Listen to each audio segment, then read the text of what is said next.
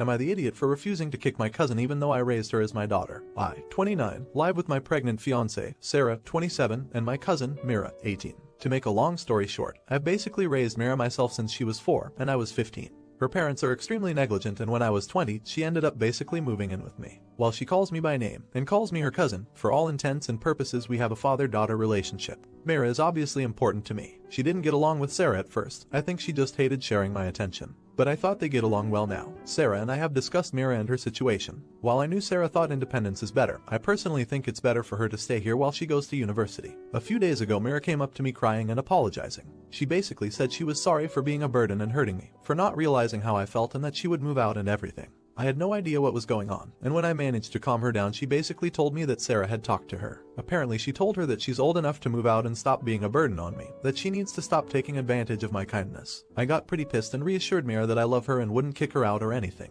I was furious and argued with Sarah about it. Apparently she thinks I'm letting Mira take advantage of me, that she's old enough to be independent. She thinks it's such an issue that Mira has been referring to the baby as her little sister, that she's my cousin, and I have an actual daughter coming, so I can't keep coddling her. Basically, she thinks I'm spoiling her with all this, which is ridiculous. That she did it this way because I left her no choice. The whole just a cousin has really pissed me off. Even if not by blood, she is my daughter. I raised her and love her. Sure, I spend a lot of time and money and whatnot on her, but I would do that for any child I had. Our argument went terribly. I don't understand how she can see Moira as some leech I need to stand up to, and that she did what had to be done. Mira was really happy I didn't feel that way, and obviously hates Sarah now. Sarah and most of my in-laws obviously say she's right and I need to have appropriate boundaries. Our friends mostly agree with Sarah. Even my best friend basically told me that Sarah's right when I vented. Apparently I basically forgot my place and it's unhealthy. I really don't agree with them. But having so many disagree, especially my best friend, is giving me doubts. I want what's best for Mira, and while I personally want her to stay, if it is actually unhealthy, maybe Sarah would be right. Sarah definitely went the wrong way, but maybe I was wrong to not take some of the worries seriously. Not the idiot. Mira is in university. It's great that you're willing to let her live at home so she can get an education and hopefully not graduate with an overwhelming pile of debt.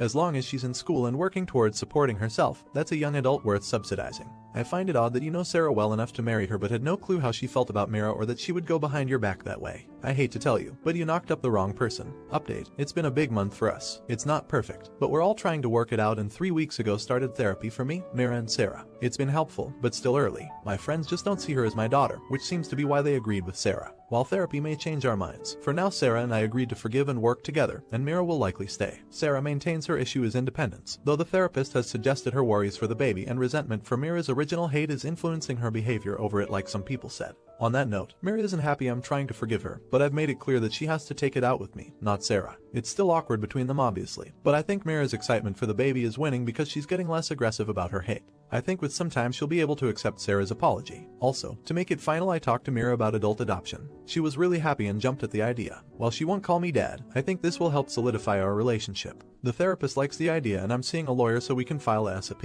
Also, some clarification. 1. A few people said Mira may be manipulating me. Sarah never denied what she said, she defended it. 2. I have more than enough money to support Mira, the baby, and save. Helping with expensive things meant her car, laptop, old phone, textbooks, etc. being necessary and expensive. We agreed she would save half and I'd cover the rest. 3. After talking to my best friend more, his stance is that my fiancé is more important than a cousin. That I forgot Mira is just a cousin and will never be my kid. I fundamentally disagree. 4. I never explicitly called her my daughter because she didn't. However, I said I was parenting her, and we did Father's Day and everything father-daughter related. Planning a day for my little girl is pretty explicit. 5. More detailed history. At 15 I was living with my aunt and uncle because my mother's partner refused to let kids in his apartment.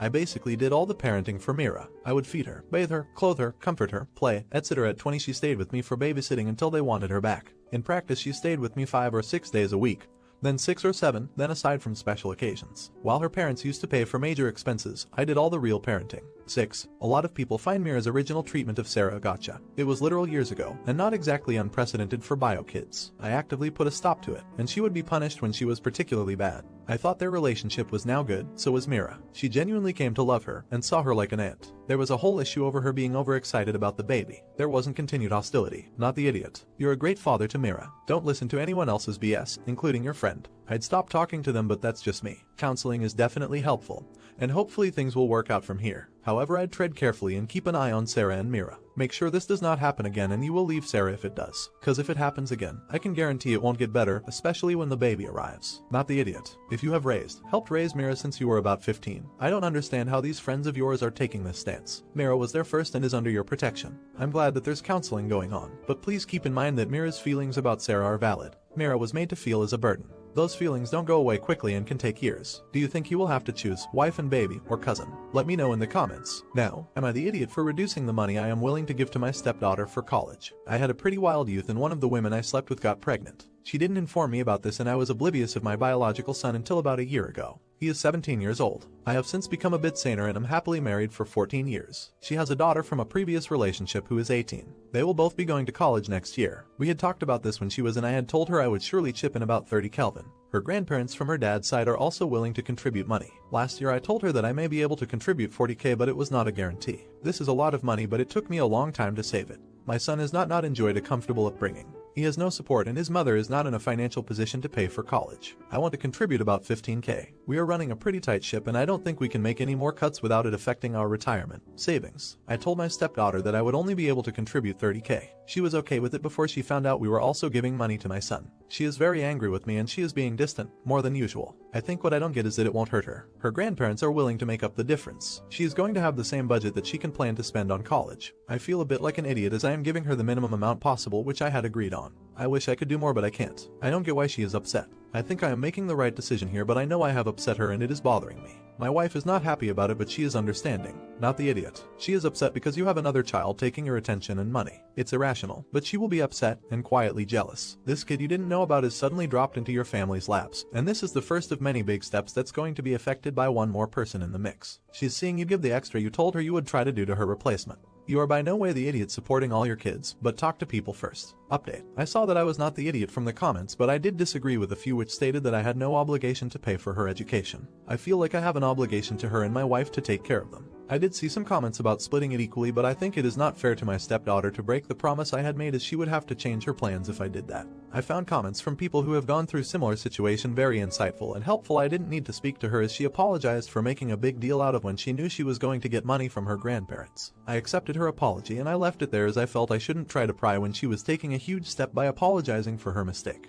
We watched the Euro final together. We are both huge soccer fans and she made some comments about if I wanted my son there, which I ignored as I felt it was coming from a place of hurt and she was poking fun at me and not my son. It is true that I am less cautious when interacting with my son. It is not because I don't think of her as my daughter, but due to our relationship suffering every time I tried to play the role of her father. I didn't want to disrespect the memory of her dad, and our relationship improved a lot when I stopped trying to spend time with her or dad her as she told me. I think I made a huge mistake with this. I didn't ever renegotiate the implied line that was drawn early in her teenage years because I was scared of hurting her and myself. I was a coward. I drove her to her grandparents this week and it was mostly just driving in silence, but I did bring up that she would get to play soccer again and I hoped I could attend more matches this school year. She smiled and nodded and said that she would like that. We then talked about football for most of the drive back. It was nice. I think we used to do this often. It also struck me that she plays the same position that I used to play, which made me a bit emotional. My wife has suggested that we both think about family counseling. My daughter wants to do it too. Yeah, probably need to budget for that, but I think it will be worth it. Not the idiot. After reading up on your situation, although I get your stepdaughter is likely feeling jealous, I just hope your son, who hasn't had a dad or any good financial support, isn't being looked over by a kid who has been supported and loved just because she's jealous. I think you've done what you can do for this kid and that counseling is a possible option. Not the idiot. Wow, lots of hate for a man who is giving his money to a stepdaughter and a son whose existence was kept a secret from him until a year ago. I don't get this at all. Maybe mostly because I'm from England, where nearly all university students get out loans to pay for all of their studies. I'd never expect my family to pay for that.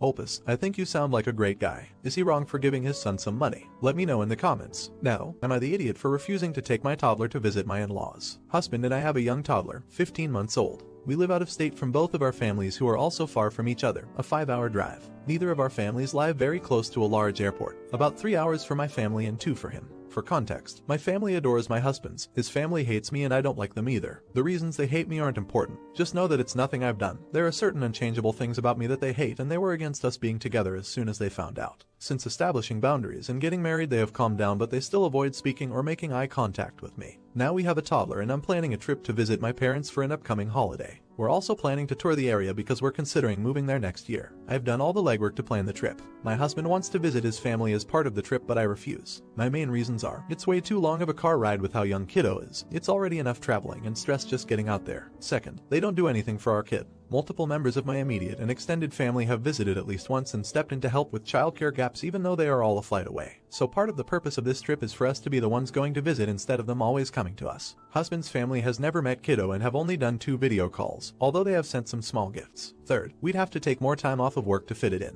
My husband is pissed and thinks I'm trying to deny his family a relationship with our kid. I've extended an open invitation for them to visit, but so far they haven't. There's no financial burden on their side, they just give semi-plausible excuses. They counter with an offer to take kiddo for a few years so we can focus on our careers and kiddo can learn their language. That's a hard no from us. I offered to meet them for a day or 2 in the major airport city. They go there all the time, since we have to go back anyway, but that's not good enough either. Apparently we have to go to them and can't expect them to accommodate us because they just won't do it. So if I want them to meet kiddo, we have to do all of the work. But I don't really care if they meet kiddo or not, after all they've put me through. It's not my job to make sure that happens. I think if the husband wants them to meet kiddo, then he needs to plan his own trip and coordinate with them, not tack on to what I'm already planning. My husband thinks it's ridiculous to expect him to plan another trip when we're already going to be out there, even though it's not exactly close, and that I'm not considering his feelings. Am I the idiot? Not the idiot. You do have a marriage issue though, and a family issue. The offer to take the child for a few years to allow you to focus on your career suggests that his family is a certain ethnic group to me, and that you likely are not that same ethnic group. That is why they refuse to have anything to do with you. You need to make absolutely certain that you are present on any visit between your child and your husband's family. You don't want the child left with them, and your partner needs backup to say no. You also need to watch the interaction and make certain that they are welcoming to the child, and don't discriminate based on ethnicity. I hope I'm wrong, but I've seen it too many times. Good luck. Update. In the end, I stood my ground. We will not be visiting my in-laws for this trip or at all in the near future. It definitely got a bit heated, but logically it just didn't make any sense to visit my in-laws. We'd be about 5 hours away by car. We'd have to rent a car to see them. We'd have to pay for a hotel because they don't want me in their house, and they don't even celebrate this holiday. I also recently started a new job and don't have much PTO banked up. What little I do have I need for the short holiday trip and then our big move in spring.